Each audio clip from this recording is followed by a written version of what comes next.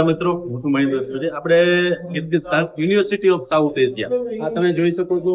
આ એનું કિચન છે અને કિચન આપણે જોતા હોય તો મોટા ભાગે રસોડું થોડુંક ગંદુ ને એવું લાગતું હોય, બધું બહુ હાઇજેનિક અને સ્વચ્છતા ઉપર પૂરેપૂરું ધ્યાન રાખે છે. આપણે જે ઇન્ડિયન ફૂડ કહી શકીએ તો પ્યોર ઇન્ડિયન ફૂડ અને પ્યોર જે આપણે દાળ ચાવલ રોટલી રાજમા ચાવલ બધી જ વસ્તુ શુદ્ધ અને આપણા ઇન્ડિયન મસાલાથી બનેલી છે.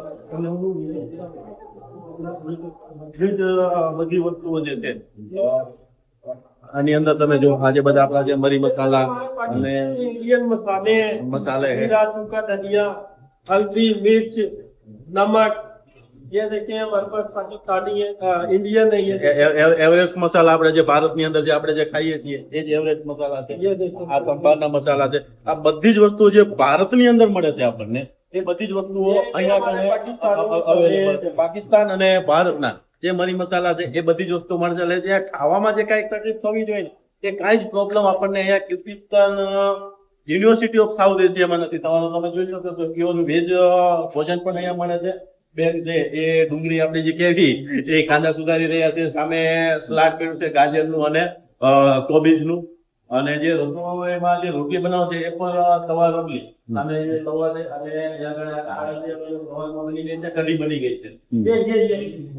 ये बनते ही है सब तोड़ दे साथ चलो અભી એ कढ़ी बना रहे हैं હા કઢી બને છે અને साथ ही पकौड़े का सामान तैयार हो रहा है અને જે બટેકા આપણે કહીએ ચિપ્સ પણ અહીંયા તૈયાર થઈ રહી છે. ये सर पूरी भी है हमारे पास रोटी चपाती इडली આજે पराठा સવારે નાસ્તાની અંદર અમે જે પૂરી ખાધી, પૂરી સાથે જે બટેકાનું શાક છે તે આ પૂરી ને એ છે. અને રાજસ્થાન ઉપરમાં તમે જોઈ શકો છો. આજનું દહીં આપણે જે દહીં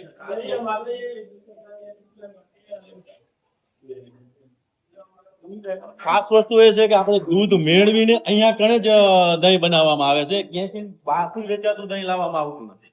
અહીંયા ગામડાની અંદરથી જ દૂધ આવે છે ને એ દૂધમાંથી જ દહીં બનાવવામાં આવે છે. અને આ જે છે